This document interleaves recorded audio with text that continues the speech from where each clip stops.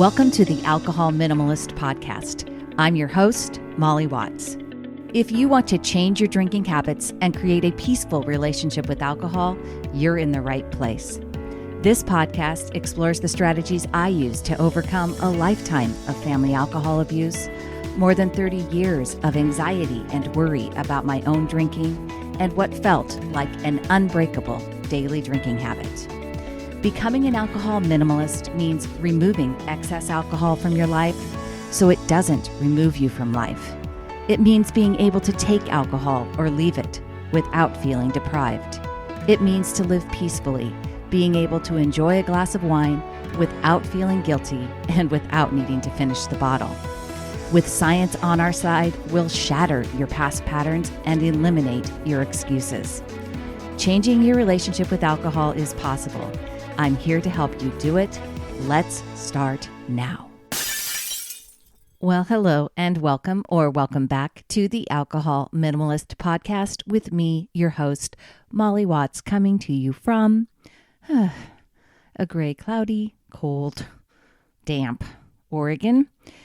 You know, it's the first week of May. Where is the sunshine? And yes, I officially do think that when the month turns from April to May, the showers are required to stop. I know I live in Oregon. I know it rains here all the time, and I still think that May is official. You should get some relief, right? I was sharing in my Facebook group that one of my favorite memories of my mom is from when I was little, like probably 4, 5, 6. She always helped me make Mayday baskets out of construction paper and ribbon. We'd put in some flowers. I often included a lot of white clover because they were like all over our yard, and I would hang them on neighbors' doors. Not necessarily beautiful by most floral standards, but certainly sweet for their intent. And the reminiscing about my mom seems appropriate this week as we will celebrate Mother's Day here in the U.S. And it is also an important part of what I want to share with you this week on the podcast. Now, before we get to this week's episode, I want to tell you that at the end of the episode, which is kind of a long one, I will admit, but if you stick with me, I have a pretty exciting announcement. It's been a long time coming, and I'm just thrilled to be able to do something that I believe will be so valuable to people. I know it was valuable for me in my own journey with alcohol, and I cannot wait to share that with some of you. So more on that later. One more thing. We have a winner of some alcohol minimalist swag. If you are Kiki5 Gomez, you are this week's winner. Please email me, molly@mollywatts.com, and let me know you are Kiki5 Gomez, and I will send you out your alcohol minimalist swag. And thank you, Kiki, for your kind review on Apple Podcasts. If you want to be entered into a drawing for some alcohol minimalist swag, you can just leave a review of the podcast or the book wherever you're listening, wherever you're reading. I will find you, add you to the drawing. And honestly, giving a review is just one really small thing you can do to help this show reach more people and help more people. You can do your part to help someone else by sharing the show and sharing a positive review. So I hope you'll do it.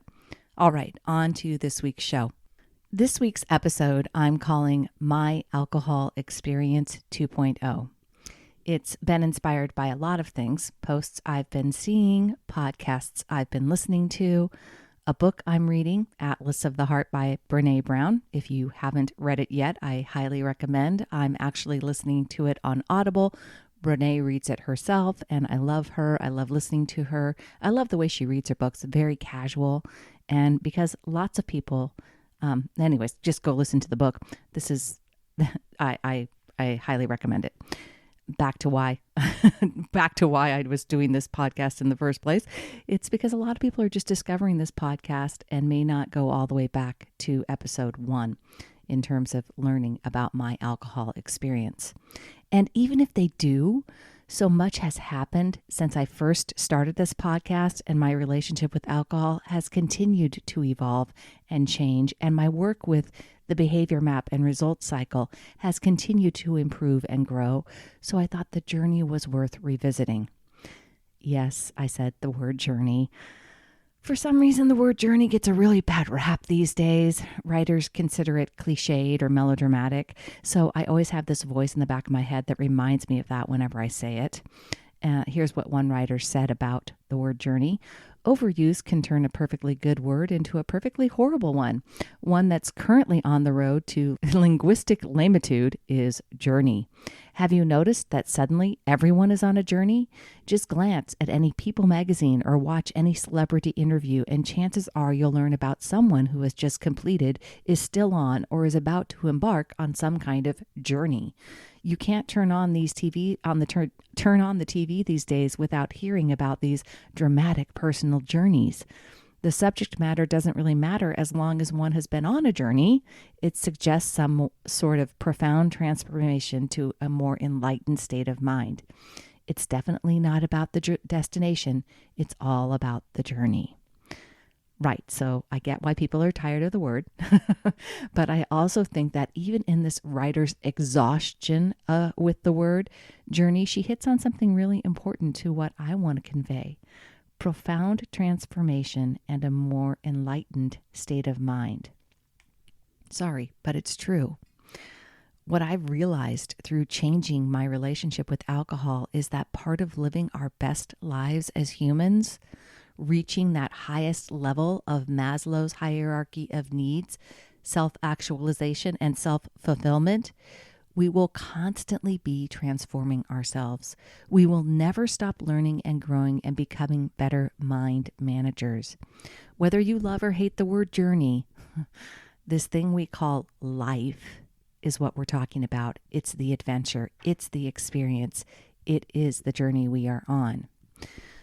And so I'm sharing this today, my Alcohol Experience 2.0, to give a little perspective for those of you who are feeling like you'll never figure out your drinking, for those of you who aren't sure you want to stop drinking altogether, for those of you who hold on to a lot of cruddy stories about your ability to change habits that don't serve you, and for those of you who hold on to pain from your past about alcohol.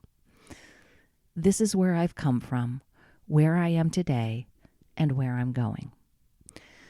So my experience with alcohol started early. I don't think I've ever shared this on the podcast before, but my grandparents, my mom's parents, actually owned a liquor store when I was young. I don't really know how long they owned it, but from when I was born and during my elementary school years, it was what they did before they retired. I actually loved going to the store when I visited them. I, of course, had no idea what it was, but I loved going into the cooler. It had a very distinct smell, and still, when I walk into a big refrigerator section in the grocery store, it stirs up those memories with my granddad. Really, I don't think I have positive association with alcohol from this time, but I think it's possible that this was part of my mom's legacy. And I wonder if some of the stories that she had about alcohol in her own brain were formed by my grandparents' business, or if it made it easier for her to abuse alcohol and implied permissiveness or acceptance from her parents. I don't know. We didn't live near my grandparents, so it wasn't something like they were supplying her alcohol or anything like that. From all accounts, my mom never had a high tolerance for alcohol. I don't know whether or not she had a true genetic variation. You may have heard about a variant in the ALDH2 gene, which can cause an alcohol flush reaction. And this gene contains instructions for making a protein that helps the body process alcohol. In people with this ALDH2 genetic variant, this enzyme is less efficient at clearing away acetaldehyde than in people without the variant, which can result in an alcohol flush reaction. And there's been some studies that suggest people who have variations like that might affect their ability to get rid of the acetaldehyde and may be more likely to develop alcohol dependence. Again, I have no way of knowing whether this was true for my mom, but I do know that she tended to flush. She never developed a high tolerance for alcohol, even though she drank a lot more over time. But really, even from one drink, even at the end, she was altered. At least that's my observation. It's possible that she simply hid when she was started drinking during the day, but I don't really think so. I could always tell when she had drank even a little bit. But regardless, by the time she died, she binged large amounts of vodka. She drank some vodka daily, but would go for stretches without binging. And whenever she drank, even on those days when it was just her, her normal daily, she became altered. And of course, during the binge episodes, when she drank until she passed out, it was, it was all over. In either scenario, there was no communicating with her after she drank even her first drink, because she became someone different. Illogical, dumb, incoherent. These are what I think of when I think of my mom drinking. And so my experience with alcohol was forming by the time I was in middle school. If you are a regular listener, or if you've read my book, you know that I was 13 when my mother confessed to me that, because I asked her specifically if she thought she was an alcoholic, and I was catching her drinking straight vodka on the rocks while she was ironing on a Saturday morning.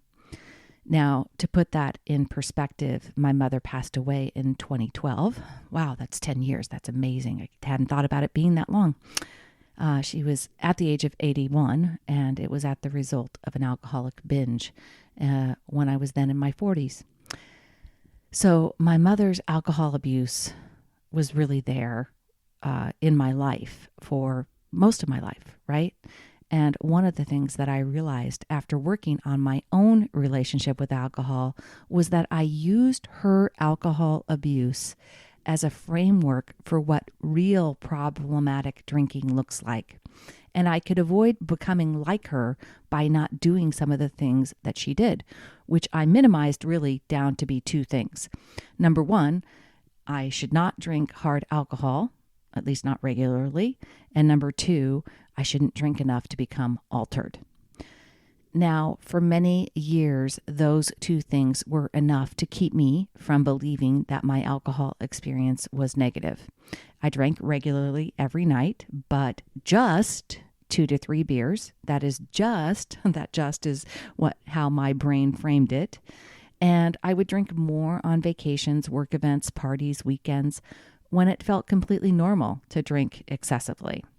Now, you might be wondering, but I do, because that's, obviously a lot more than just one drink, right? But I do not have the same reaction to alcohol that my mom did. So I could drink 2 to 3 beers a night and not become altered. I could drink 5 or 6 beers during the course of a big partying night.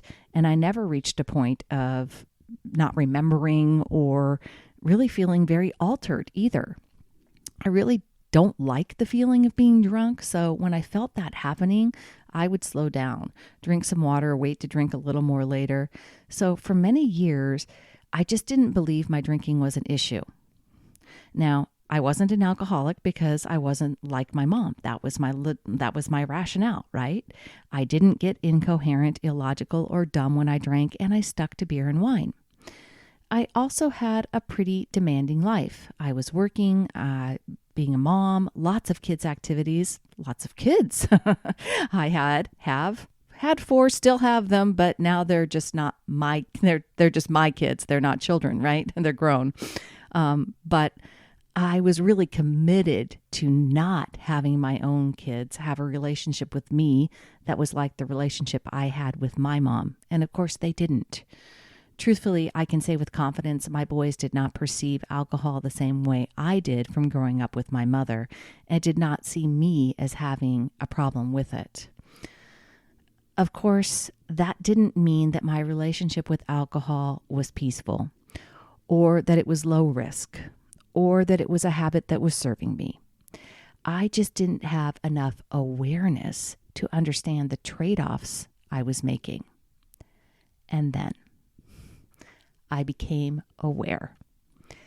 Well, technically, I became aware of the self-coaching model in the fall of 2018. I've talked about it before on the podcast and in my book, and you can go back to episode number 11 or episode number 1, which I will link in the show notes to hear that story again. But suffice it to say that learning all of my thoughts are optional was kind of a light bulb moment for me. Hey everyone, just a quick break here in the show to talk with you about Sunnyside. Sunnyside has partnered with me, and I am super excited to share this company with you. I've actually had the founders on the show before, and I will link that in the show notes so you can hear a little bit from them. Sunnyside is an app that helps you cut back on your drinking or simply build healthier drinking habits. I have watched the company grow over this last year, and I'm so impressed. They are deeply mission-driven, and they are building a service to help millions of people create a healthier relationship with alcohol. And they're doing it without the pressure to quit or feel guilty. So, of course, you know it aligns with everything I talk about here at Alcohol Minimalist. Think of Sunnyside as a digital coach that helps you set the plan for the week and provides tools to track your drinks and measure your progress, all while using proven behavior change techniques to create a lasting habit change. It's super easy to start, super easy to stick to, and it includes a 15-day free trial so you can test it out. Really, it's worth checking out. Head on over to sunnyside.co/minimalist to get started today. In February 2019, I started working with a life coach on the self-coaching model, and though I didn't share it with the coach, I began to apply the work to my drinking habit, as I finally understood that my daily drinking habit was actually causing me a lot of anxiety. In addition to learning the science of alcohol and understanding how the alcohol itself was affecting the neurotransmitters, causing a cycle of anxiety, it was not helping me reduce anxiety and stress like I had told myself for decades. And I also finally made the connection between how my thinking about alcohol was fueling my desire to drink on a daily basis with a bunch of thoughts that weren't true, but I had believed them to be true for decades. For 6 months, I did self-coaching did the self-coaching process, learned it, and I made a lot of progress despite the fact that I never told my coach that drinking alcohol was something that I wanted to work on. And I sort of believed in the back of my head that I needed something that was alcohol specific. So I decided to keep working on the self-coaching model by myself, and then I started participating in group coaching on alcohol. I did several big groups during the balance of 2019 and 2020, including 1 year No Beers 28-day program. At the time, I believe it cost $55. In 2022, it costs about $75. I'll link all of these in the show notes, folks. I did This Naked Mind's 100 Days of Lasting Change. I think it cost about $100 back in 2020. I think it cost about that. I can't figure it out now. And now it costs $197 in 2022. And I did Rachel Hart's Take a Break program for 1 month, which at the time was $197 and still is in 2022. Now, when I say I did these programs, I signed up for them, but I can't really say I applied them. In the case of 1 Year No Beer and This Naked Mind, they are daily emails, videos, and I was only semi-compliant on watching them and implementing, though I did learn things from both. With Rachel's program, I had been listening to her podcast all along. I had read her book, so obviously from doing self-coaching, I was very familiar with the model, and I definitely got the most out of any of these programs with hers, as it involved some live group coaching. I also read a lot of books along the way, and in my Facebook group, I have a recommended reading list. I've read all of those books. I studied neuroscience. I really focused on learning about neuroplasticity and how to rewire my brain through education and information. From the beginning of 2019, when I was drinking approximately 30 to 35 standard drinks per week, to the fall of 2020, yes, all during the pandemic, I had reduced my weekly drinking to around, back then, 9 to 10 standard drinks per week. So in the fall of 2020, I was about 9 to 10. I did that by making a plan ahead of time, teaching my brain to make decisions for alcohol with my prefrontal cortex and not the reactive in the moment limbic system. Now, it should be noted that this amount still meets the definition for heavy drinking for women from the NIAAA, but for me, it was definitely good progress from where I had come. In the fall of 2020, and I've talked about this before on the podcast, I went away for the weekend for my birthday, and I drank about 5 to 7 standard drinks on both nights. Just a reminder, folks, that you need to account for higher alcohol by volume. I tend to like to drink IPAs, although there's a ton of now new IPAs that are lower alcohol by volume, but I'm going asides there. Anyways, I like to drink IPAs, and a typical IPA hovers around 7.0% alcohol by volume. So 4 pints of an IPA over the course of a night will actually add up to 7 standard drinks. And so that weekend in November of 2020, on Sunday morning when I woke up, I felt all of this rebound anxiety. And not only could I feel it, I was absolutely sure of why it was happening. I knew that it was because of all the alcohol that I had consumed over the last 2 days. And it was right there and then that I knew, and I had never done this before, even during this, almost 2 years of working on my habit, I had never had I tried to have a week-long alcohol-free streak. So right there, I realized I wanted to do an alcohol-free mini break, I called it. And so I did for 12 days. And I really vowed to pay attention to how my sleep went, how I felt over those 12 days. And it was really, truly very powerful for me. And I knew that I was becoming someone totally different when it came to alcohol at that point. And I knew that the coaching I had started in 2019, along with Rachel Hart, her podcast, book, and coaching, were what had helped me the most.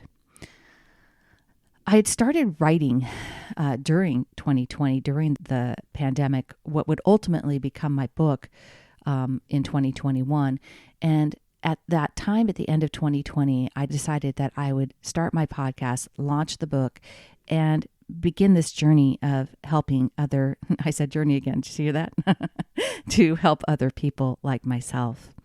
I got certified as a life coach at the end of 2020 because I actually gave it to myself as a birthday gift after that whole experience from my birthday. And in the beginning of 2021, I launched the podcast as I prepared to publish the book. I also did Dryuary for the first time in 2021, and my relationship with alcohol evolved even further to what it currently is. So I stick to low risk limits. Those are always linked in the show notes. No more than 7 standard drinks per week for women. I include multiple alcohol-free days each week, and I used to say 1 alcohol-free weekend per quarter. I just recently decided to bump that up to 1 alcohol-free weekend per month. It's a recent change because I realized that I still needed to do some work on my thoughts around alcohol and the weekends. So I decided this was a good way to help me evolve that again into, instead of just 1 alcohol-free weekend per quarter, I'm doing it 1 alcohol-free weekend per month now. And I do at least 1 alcohol-free month per year. Most importantly, I don't drink to try to change how I am feeling. And I don't worry about turning to alcohol when I have a lot of negative emotions. I understand my own brain, and I practice directing my thoughts to create the feelings I want to take, to create the feelings I want, to take the actions I need to get the results I desire in my life. This is the work I do on myself all the time. I'm constantly working on articulating my feelings and then finding the thoughts that are causing those feelings. I'm choosing thoughts that help me feel motivated to take actions that are moving me forward toward my long-term goals. I am compassionate and curious with myself when I misstep. I've used what I've learned from breaking an unbreakable habit to help me keep growing and evolving. I'm sharing my alcohol experience 2.0 with you so that you can see that this did not happen overnight. It didn't happen without support. It didn't happen without investment of both time and money. And when you add up the coaching courses and books, I calculate it's probably around $3,000 that I spent over approximately 2 years. Now, it's the best time and money that I feel like I've ever spent in my life. And here's why. For me, my alcohol experience, from being a child of an alcoholic to creating my own disordered use of it, has always been the hardest, most painful, most embarrassing, most maddening, most humiliating, and scary part of my life. The moments when my mom's drunkenness was dangerous and I was the one called upon to take care of her, I still have flashback memories of that. How often I had hoped for a different outcome when she relapsed after every treatment. And how I yearned for a relationship with her that was like the relationship other women I knew had with their moms. And then my own drinking. I never thought much about it when I was younger. My drinking seemed normal. It seemed to be the same as my friends. I thought everyone I knew drank like I did. It turns out, of course, while some did, many didn't. And no matter what anyone else was doing, what I finally had to admit to myself in the fall of 2018 was that it didn't matter that I wasn't an alcoholic like my mom.